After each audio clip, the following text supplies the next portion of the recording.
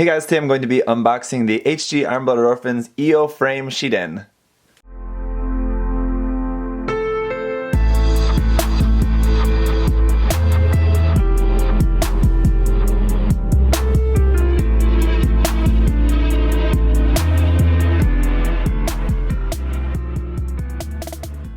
So yet again, this is another one of those where it's kind of hard to know which pronunciation to go with. The Japanese pronunciation is Io, the English pronunciation looks like it should be pronounced Io, kind of, so I don't know, go with whatever you want. I guess I'm gonna say Io since that's the Japanese pronunciation, but anyway, thank you to MindFenix Hobby Store for sending me this kit to share with you guys. This, as far as it looks, is basically Bandai's attempt to try their hand at making a frame arms mobile suit, and it looks pretty cool, I would say. So we'll have to maybe at some point do a comparison, a side-by-side comparison with this with a frame arms kit to see just how similar they're gonna look. But anyway, so it's pretty standard box art here. I guess it's kind of cool that we're seeing like this, like the scene here on the front is like a sparring match instead of an actual like battle or something, so it's kind of different. We have some pretty cool effects here, even with like the mono-eye kind of light trail there, which is pretty cool. The pilot there looking a little bit depressed. Can't imagine why. He's having fun in a mobile suit, right?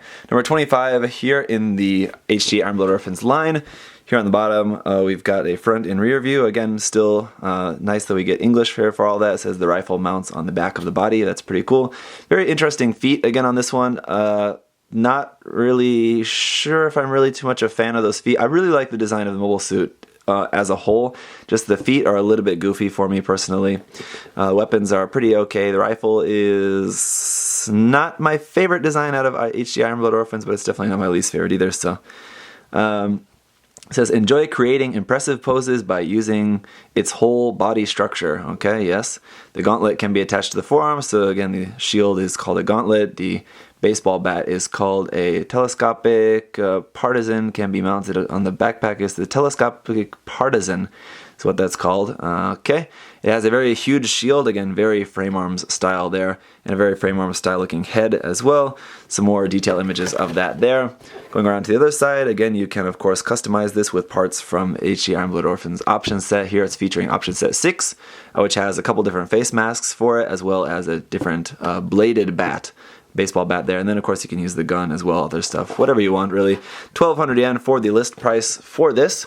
So for such like a basic simple grunt suit, you would have thought that this would have been 1,000 yen, but it's a little bit more, so let's try to see if we can find out why. I guess it's just going to be the runner count, because this is 4 runners it looks like instead of 3.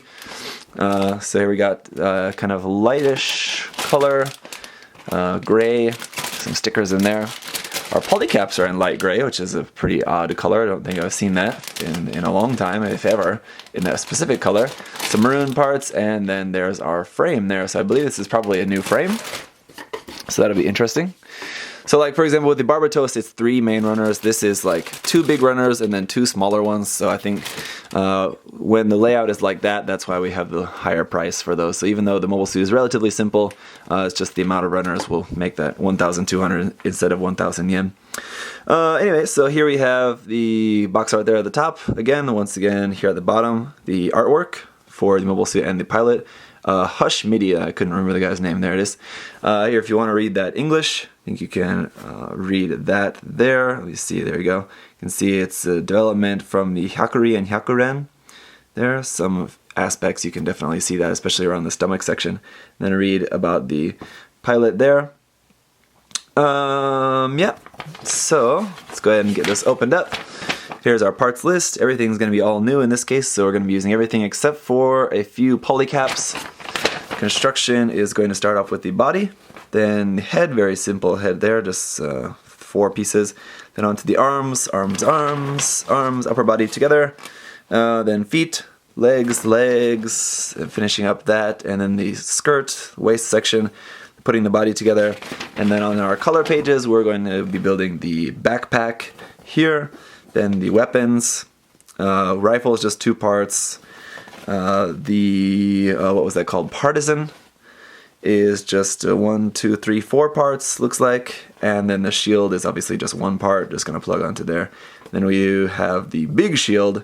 Oh, that's the gauntlet. The big shield looks like a couple parts there, maybe just 2. So, alright, that's it. Let's get a look at the runners. Alright, so first up is our foil sticker sheet, and all we've got is just 2 small little stickers on here, one for the mono eye on the outside and one for like the eyes on the inside. So very, very small sticker sheet. That is very good to see.